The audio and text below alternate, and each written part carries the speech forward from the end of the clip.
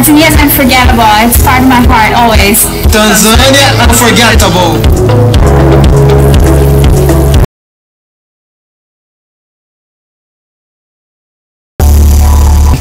Tanzania is very safe because we have the safety procedure in place. All protocols that has been advised by the government.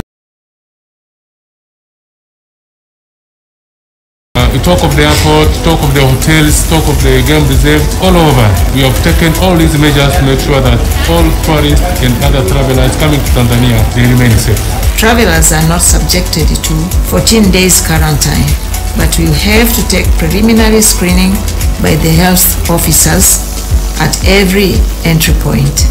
Also sanitizers at the immigration docks so that the travelers can sanitize their hands before and after taking their fingerprints. The Department of Immigration strongly advises visitors necessary inconveniences on arrival. I think we're happy to start the flights 3 times a week, and we build on that from there. And we saw bookings come in rather quickly, so that gave us a good feeling. But 200 passengers on the first flight, given the circumstances in the world, makes us very happy. Well, here we are. It's good to be back. Feels like home again. Tanzania, unforgettable.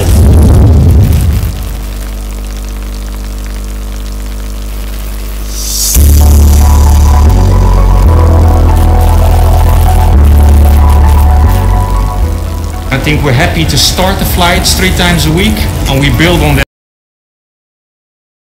Come in rather,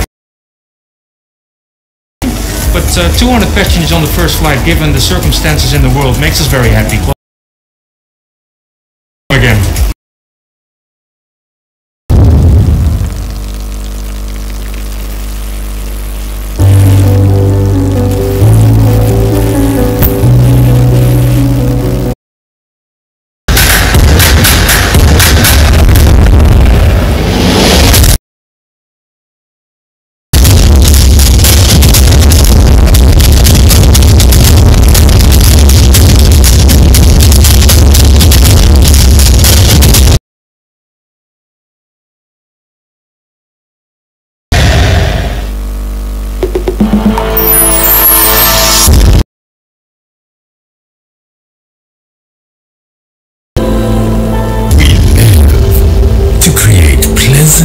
Memories. This is a story about the pursuit of the unforgettable. Tanzania is one of the most beautiful countries in the world, inhabited by friendly and warm-hearted people.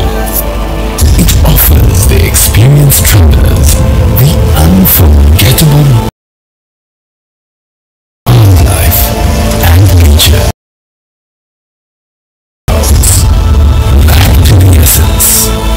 spirit.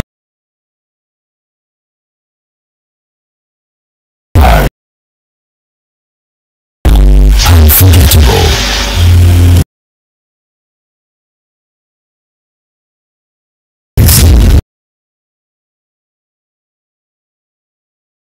Last. Vast, breathtaking landscapes are the order of the day.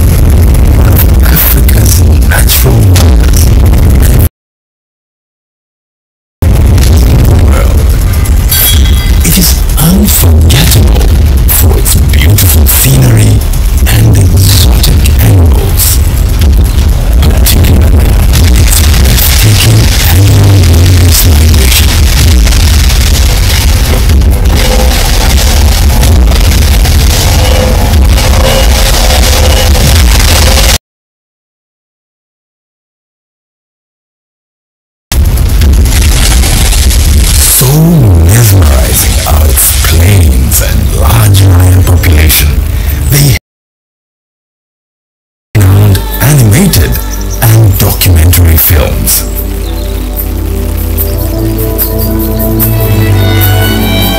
As we move through the heart of Tanzania, the southern parts provide a sense of adventure unsurpassed anywhere else on the continent of Africa. The Ruaha National Park, Nyerere National Park, Salama Game Reserve, Mikumi and Uzinduzi Mountain National Parks will leave you wanting more.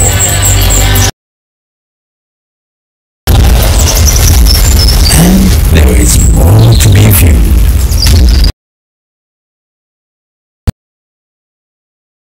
Tanzania is blessed with abundant forests.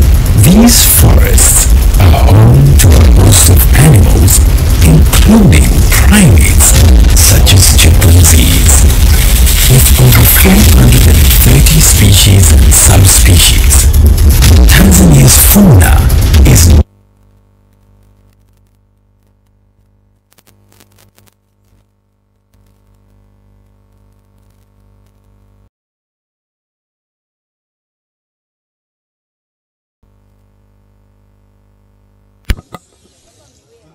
fresh. Che. Na unaendelea kutufuatilia. Hii ni Daily News Digital na hii leo tupo mubashara kabisa hapa katika makao makuu ya Bodi ya Utalii Tanzania TTB, ambapo kubwa hapa hii leo ni uzinduzi wa stempu mahususi, stempu maalum kabisa ambayo inaashiria kwamba Tanzania ni salama kwa ajili ya. Kinachosubiriwa hapa tu ni mgeni rasmi ambaye ni waziri wa wizara husika ya wizara ya utalii aweze kufika, na ndo anaingia hivi sasa hapa, ambapo hii leo inazinduliwa hiyo stempu mahususi kwa ajili inayoashiria kwamba Tanzania ni salama kwa ajili ya utalii. Stempu hii awali tumeelezwa kwamba kwa Afrika imetolewa katika nchi zipatazo 5 tu, na hii ni baada ya janga la corona. Utafahamu kwamba nchi nyingi zilikuwa zimesita, utalii ulikuwa lakini Tanzania za kupambana na janga la corona zimeleta mafanikio haya au matunda haya ambayo hii leo yamesababisha Tanzania kupewa hii stempu mahususi ambayo inaashiria kwamba Tanzania ni salama kwa utalii. Karibu sasa uweze kufuatilia, kusikiliza kile ambacho kinaendelea hapa makao makuu ya Bodi ya Utalii Tanzania.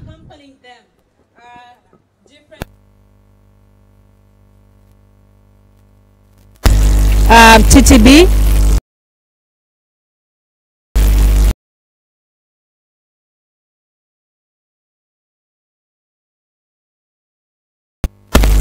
Your Excellencies, those who are here, the sound. However, because you are also seated, so let me take this opportunity to officially welcome you to Tanzania Tourist Board, as today we are witnessing this important event, and we are so thankful that you have all been here today. Honorable Minister, before your arrival, as you are at the waiting room, we have done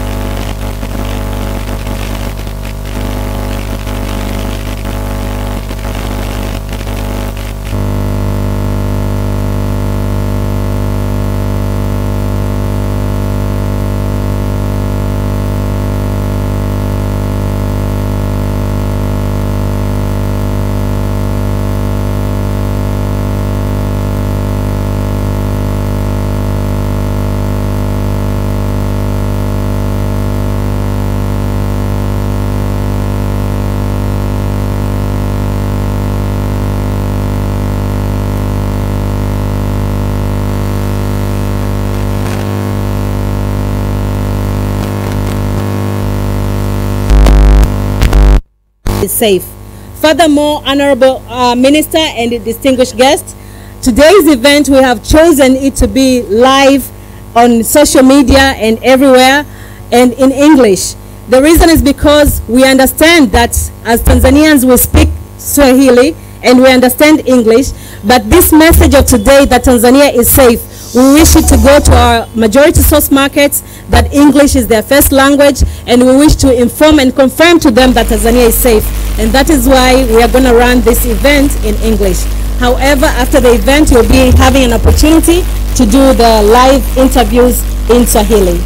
Honorable Minister, without further ado, we wish to take you through several videos that are very important to show to our tourists or potential tourists that Tanzania is safe, and several measures that have been taken before you launch the official stamp. Without further ado, I'd like to cue in the videos so that you can know what is going on in Tanzania before the launch. Cue in video.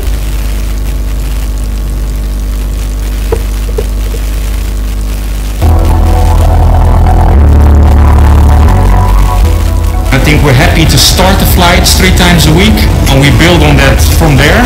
And we saw bookings come in rather quickly, so that gave us a good feeling. But 200 passengers on the first flight, given the circumstances in the world, makes us very happy. Well, here we are. It's good to be back. Feels like home again. Tanzania, unforgettable.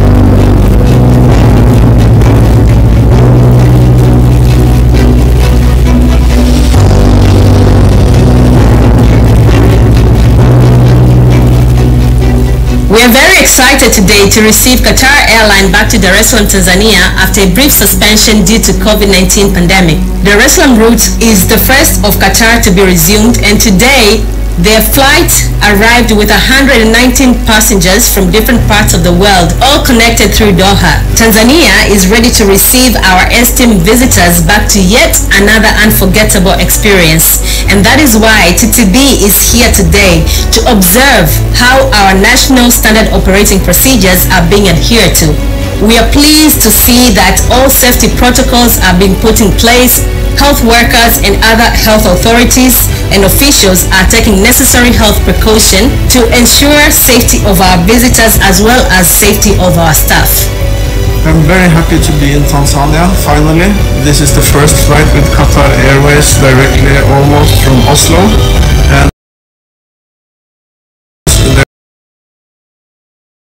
And the safety measures, they are good. You come here and you have a lot of people who take care of you, and you also have measurements with temperature application or forms, and it seems that Tanzania put a lot of effort to make this a safe arrival for everyone. I was very pleased to see that the airport was taking precautions of hand sanitizers and the stickers on the floors of our social distancing. It's very good to see that, to make sure that everybody stays healthy and safe.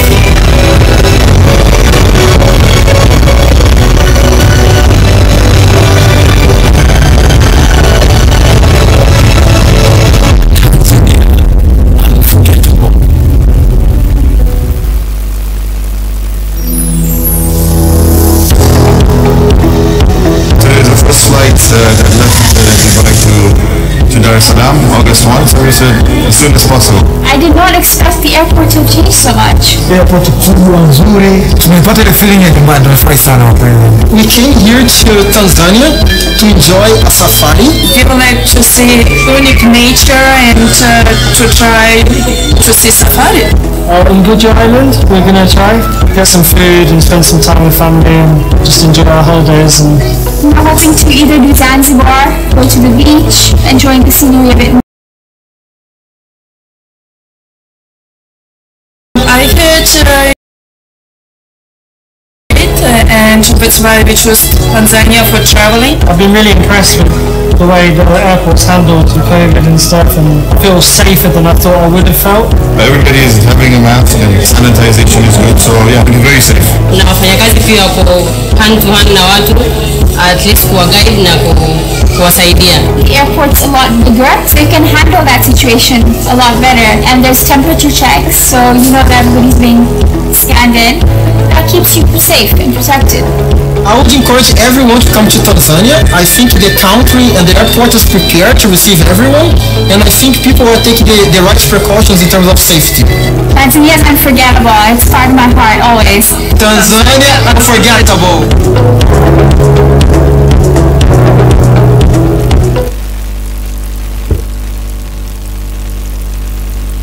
Thank you so much.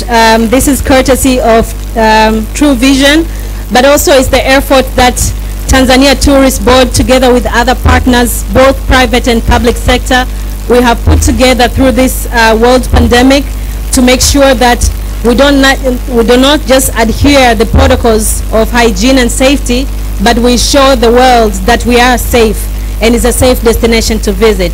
Honorable Minister, distinguished guests, ladies and gentlemen, before I invite the host of this event, Madam Umdachi, to give her remarks, I wish to also recognize both public and private sector that are here joining us today.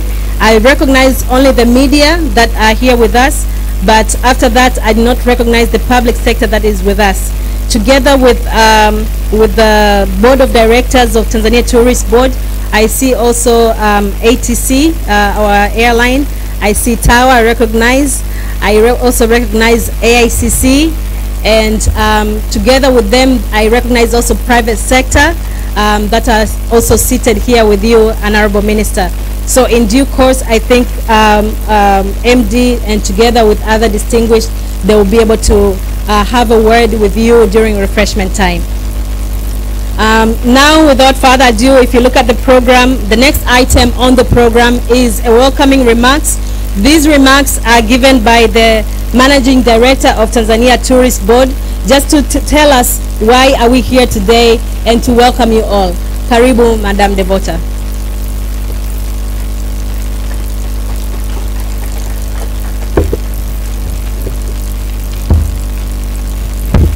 Honorable Dr. Hamisi Kigwangalla, Minister of Natural Resources and Tourism.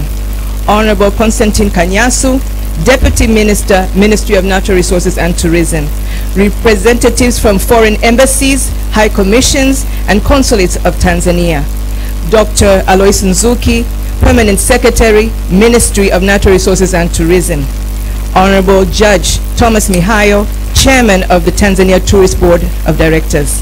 TTB Board Directors, Mr. Richard Rugimbana, Executive Secretary, Tourism Confederation of Tanzania, representatives from the private sector, members of the media, distinguished guests, ladies and gentlemen, all protocols observed. A very warm welcome to you to the Tanzania Tourist Board.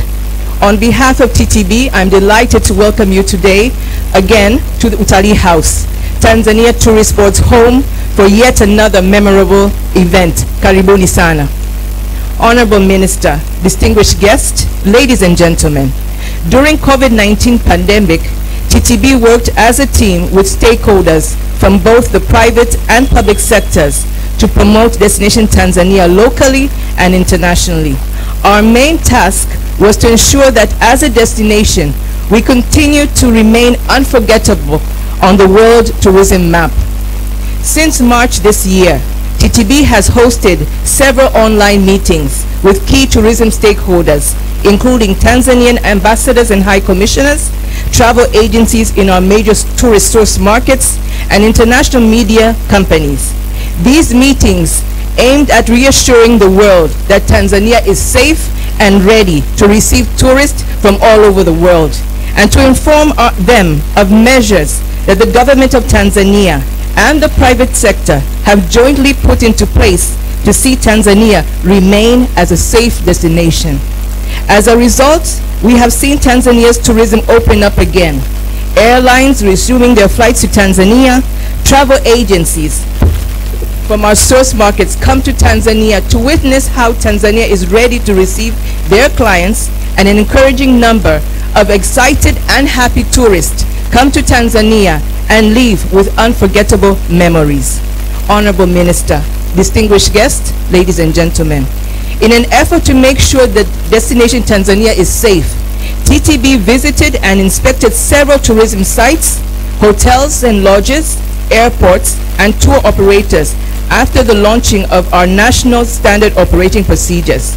We are proud today to see that Tanzania is among other countries that have been considered and approved to be safe to travel to by the World Travel and Tourism Council, WTTC. We hope that the stamp will be used by all in the Tanzanian tourism industry, as well as our partners in the major source markets, to show to the world that Tanzania is safe and ready and waiting for them. Once again, we welcome our guest here at TTB Utalii House.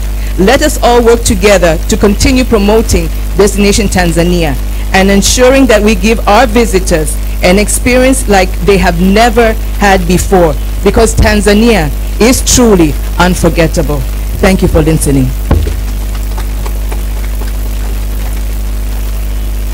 Another round of applause for Managing Director of Tanzania Tourism Board, Madam Mdachi. Thank you so much for your welcoming remarks. Now, ladies and gentlemen, Honorable Minister, distinguished guests, we'll now take this opportunity to welcome the Chair of the Board of Tourism, Honorable Judge Thomas Mihayo, to give his remarks. Honorable Judge, the podium is yours. Karibu sana.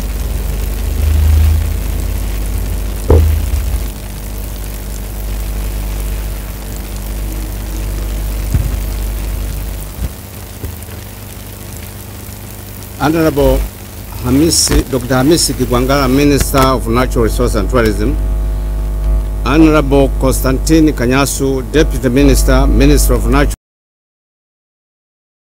representatives from foreign embassies and high commissions in Tanzania, Dr. Alois Nzuki, Permanent Secretary, Minister of Natural Resources and Tourism, Ms. Devota Mdachi, Managing Director of the Tanzania Tourist Board, Mr. Richard Rugimbana, Executive Secretary, Tourism Confederations of Tanzania, TTB board members, I see Mr. Lai, I see Richard Rugimbana, I see Ibrahim, and Reveri, sorry. Tourism stakeholders, members of the press, distinguished guests, ladies and first stamp received and Tourism Council. The work in the United Kingdom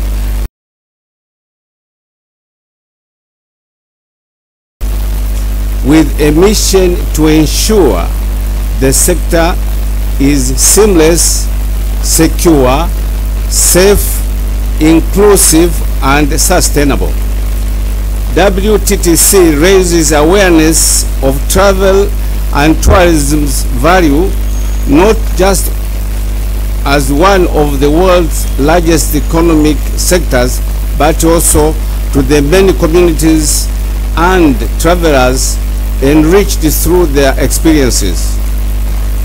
This safe travel stamp is an assurance to the world that Tanzania is a safe destination and implements all necessary measures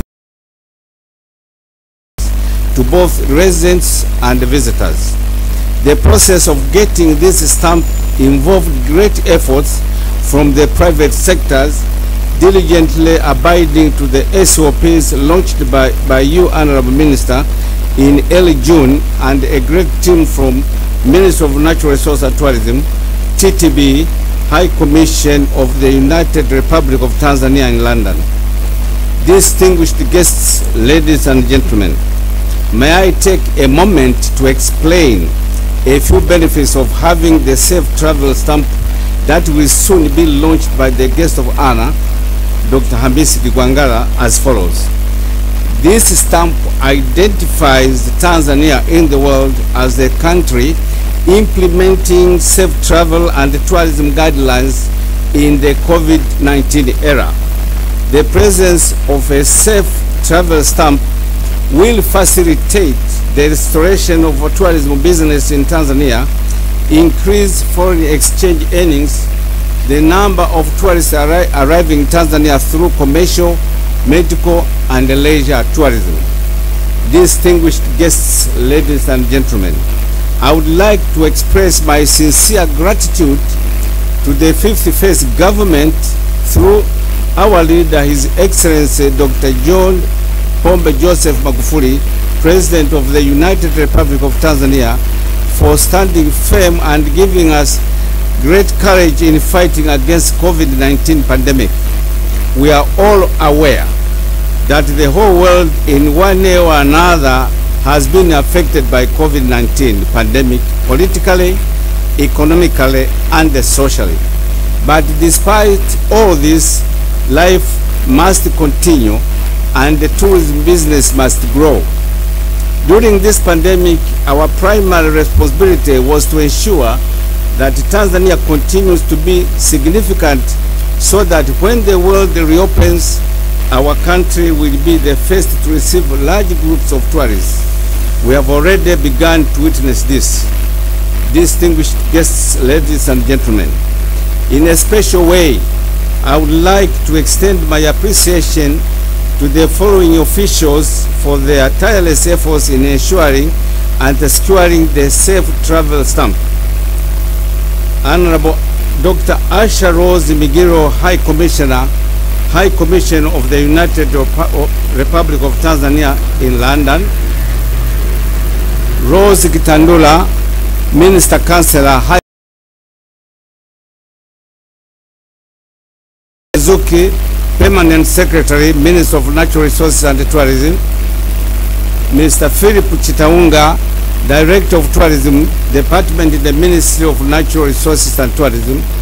Ms. Devota Mdachi, TTB Managing Director, and Ms. Mindy Kasiga, here too Principal Public Relations Officer, but I'm reliably informed that she has been confirmed as Director of Tourism. Applause to her. Director of Marketing, sorry. Distinguished guests, ladies and gentlemen, the major task ahead of us is to maintain the status that Tanzania is safe, thus attracting more tourists to our country. On behalf of the Board of Directors, the Tanzania Tourist Board assures you that we will promote this status vigorously to the world. Thank you for listening. I would now like to welcome the Permanent Secretary, Minister of Natural Resources and Tourism, to give his remarks. Dr. Nzuki.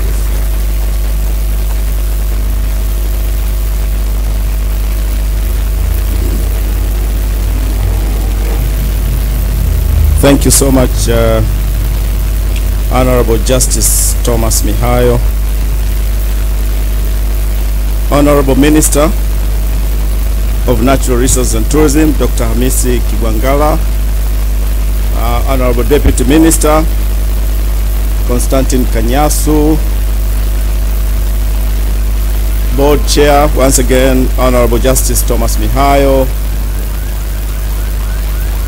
We do have distinguished and Honorable Minister, if you allow me, I want to recognize very important individuals that have joined us, have joined the tourism fraternity this morning to grace the occasion. And if you allow me, may I introduce and ask the following to raise so that they be recognized. First and foremost, my brother Diamond Platinum, please would you raise? Thank you for joining the tourism fraternity.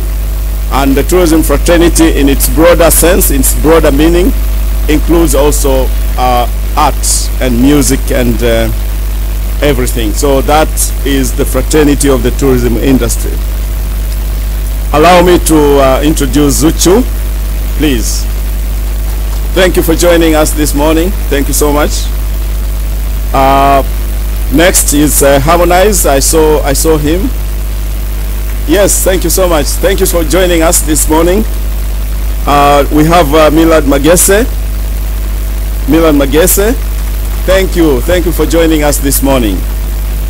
I hope I haven't forgotten any other legendary artists. The reason I paused to introduce you is because we value so much. We know you add value to the tourism industry. Thank you so much. Excellencies here present this morning. I've seen a number of chief executive officers. I've seen Engineer Matindi, Air Tanzania, wherever you are. Yes, please. CEOs from Tourism, Tanzania Wildlife Authority. I've seen Deputy Commissioner Nkui. Thank you so much. I've seen a number of CEOs also. Air Tanzania, sorry, AICC. My brother. Thank you so much. National Museums. Thank you so much. In the interest of time, let me just recognize your presence. And next is Mr. Richard Rugimbana, CEO, Tanzania Tourism Confederation of Tanzania. I've seen Mr. Rugimbana. Thank you so much for joining us this morning. Members of media, distinguished guests, ladies and gentlemen, good morning. Honorable Minister, my task this morning is simply to welcome you to address this gathering on this very important occasion. However, before I actually invite you to the podium, first and foremost, today's event marks a very important, it's a very important day in the history of the tourism industry in Tanzania. As we might remember, or as we will be aware, one of those factors that prospective visitors consider when they plan their trips, the number one factor that they consider is safety. Price comes number 4, but safety will be number 1. They will have all the money to go to a place, but that question that they will ask, the first and foremost, is, will I be safe? If I go to that destination seated on the plane, will I come back home seated on the plane, or will I come back home in a wooden box? That's the question that they will always want an answer to. And today's event, Honorable Minister, provides that answer. The very important $1 million question is answered today. That is, Tanzania is a safe place. Tanzania is a safe destination to go to. So this is a huge milestone in the history of Tanzania's tourism. Honorable Minister, allow me to invite to the podium 3 individuals here, and there's a point that I want to make, a very important point that I want to make. I want to invite to the podium my brother, Engineer Matindi. Please, would you join me to the front?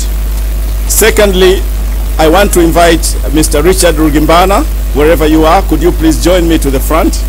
And Miss Devota Mdachi, would you please join me to the front? The point I want to make, Honorable Minister, is this. These 3 individuals represent what I call a holy trinity of tourism industry. Without these 3, the organization they represent, without them working together, the tourism industry is never complete. The operators, Mr. Rugimbana represents the Tourism Confederation of Tanzania, and it comprises about 13, 14 trade associations. They may go out there, spend their little money promoting, but it will never be successful if Tanzania Tourist Board is not there, if the national airline is not there. The Tanzania Tourist Board will go their own way, promoting the destination, but where are these people? How are they going to come to Tanzania? They need transportation. Where are they gonna, spend, overnight or sleep in accommodation facilities? They will need those accommodation facilities, and Mr. Rugimbana represents that sector of the market. But all these two can do their job. The operators can do their job.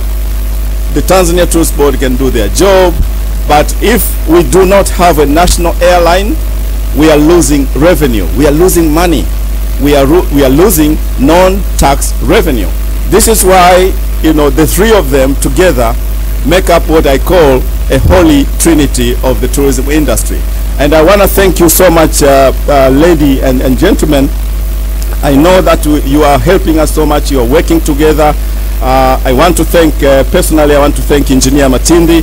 He's been very responsive. His strategies are very responsive. He will always seek our advice when they are planning their routes and so on and so forth, because airlines or planes don't simply fly to those destinations, but they fly there because there's a business to, there's demand, and most of that demand would be visitors. Cargo comes second, but visitors will be the key market or the key business that will keep the airline afloat. So I wanted to recognize them and to thank them for the good working relationship that we are working together on. And as I said last week, Honorable Minister, one of those good examples of us working together is the result of today's event, where we had the operators, the private sector, working together with us to see to it that the destination is safe. And today, Honorable Minister, is the culmination of that effort. I want to thank you so much, ladies and gentlemen. Thank you so much.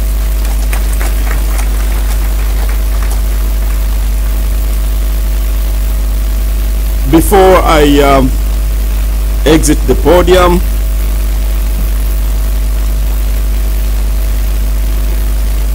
let me finally want to thank the Minister of Health, and I want to thank the Permanent Secretary, Minister of Health, for the tireless effort in the last few weeks.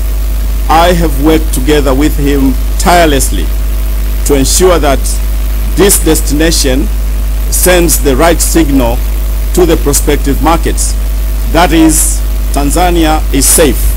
Remember, the fraternity, the tourism fraternity will remember that we came from travel advisories number 1, number 2, number 3, and then there was the travel advisory number 4.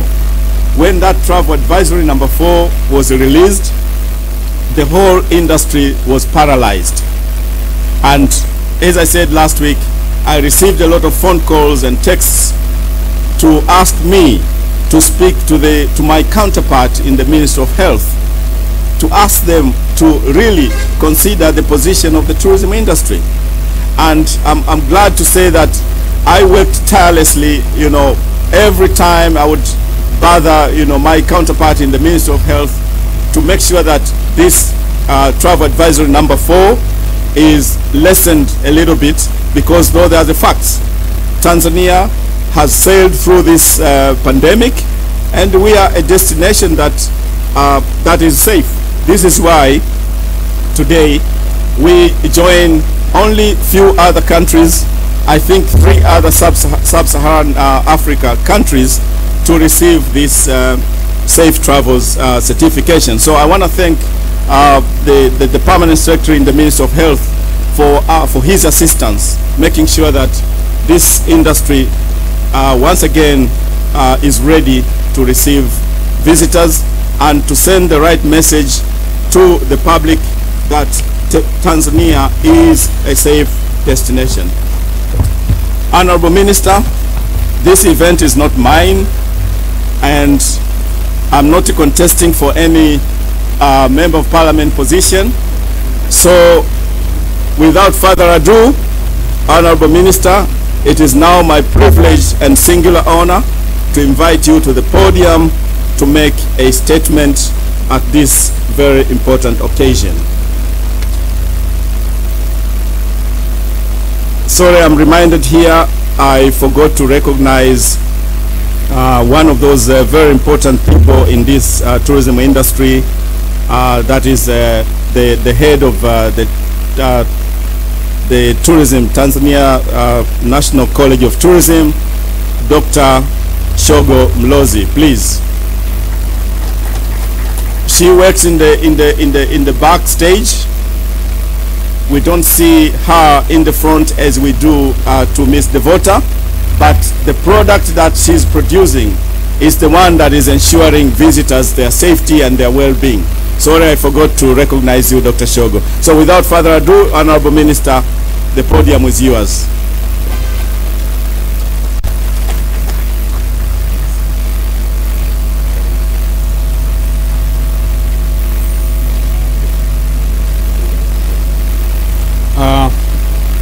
Honorable Constantine John Kanyasu, the Deputy Minister, Minister of Natural Resources and Tourism, Dr. Alois Nzuki, the Permanent Secretary in the Ministry of Natural Resources, Honorable Judge Thomas Mihayo, the Chairman of the Tanzania Tourist Board of Directors, members of the board, Ms. Devota Mdachi, Managing Director of the Tanzania Tourist Board, Mr. Richard Rugimbana, the Executive Secretary of the Tourism Confederation of Tanzania, tourism stakeholders, members of the press, distinguished guests, and here I would like to specially recognize our ambassadors for Tanzania tourism, as earlier on also recognized by the Permanent Secretary, Dr. Nzuki. I would again reiterate by recognizing Mr. Diamond Platinums, the CEO of Wasafi, his management including Salam, Ms. Zuchu, and as well the Konde Gang CEO, Mr. Harmonize, and your team. And another ambassador is Ms. Milen Magese, all the way from the United States of America, and all other CEOs that have been invited to grace this important occasion. And especially I would like to recognize the presence of the ATC Executive Director, Mr. Engineer Ladislaus Matindi, and the CEO of the AICC, the Arusha International Conference Center, Mr. Kaaya Elishilia, and as well members from the private sector as represented by the TCT Executive Director, Mr. Richard Rugimbana. I see representation from the Ayat, from the Serena Hotel, and all these other important stakeholders in our sector. You are all specially recognized. Ladies and gentlemen, good afternoon. Before I continue delivering my speech in English, I was keen enough to prepare a Swahili version that is going to be presented by the Deputy Minister, Honorable. So I would like to now leave the stage for him to deliver the Swahili version of my speech. It's a very short speech, and mine as well is very short. So I would rather present both of them. Please, you're welcome.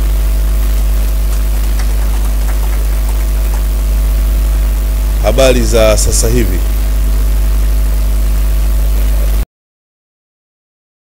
Waziri Dr. Hamisi Kigwangalla, Mheshimiwa Katibu Mkuu Dr. Alois Nzuki, mwenyekiti wetu wa board, Jaji mstaafu Thomas Mihayo, mkurugenzi wa bodi ya utalii,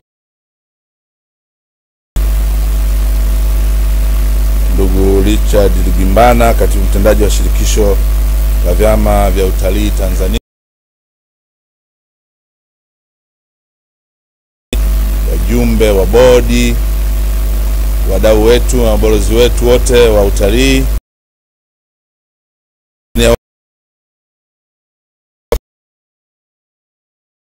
Mheshimiwa Waziri, kwa niaba ya Watanzania wengi ambao hawasikii mayai, na toa tafsiri ya ujumbe wa Mheshimiwa Waziri kwa lugha ya Watanzania. Awali ya yote, napenda sana kumshukuru Mwenyezi Mungu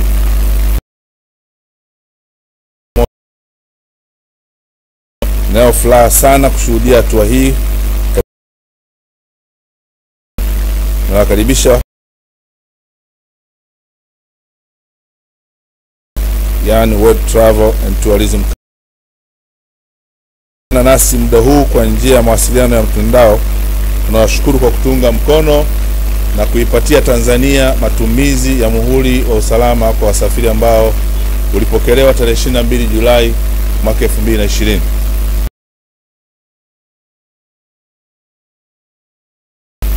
Kwa namna ya kipekee, napenda kumshukuru sana Mheshimiwa Dr. John Pombe Magufuli, Rais wa Jamhuri ya Muungano wa Tanzania, kwa uongozi wake mahiri na juhudi zilizodhihirishwa kwa nchi yetu kupambana na janga la COVID.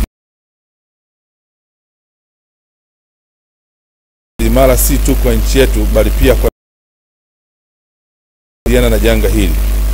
Zaidi ya hayo, uamuzi wake wa kufungua mipaka yetu huku tukichukua hatua thabiti za kudhibiti janga hili na kuifanya Tanzania salama ndio sababu kuu ambayo imetufanya kuwa hapa leo na kupewa kutumia muhuri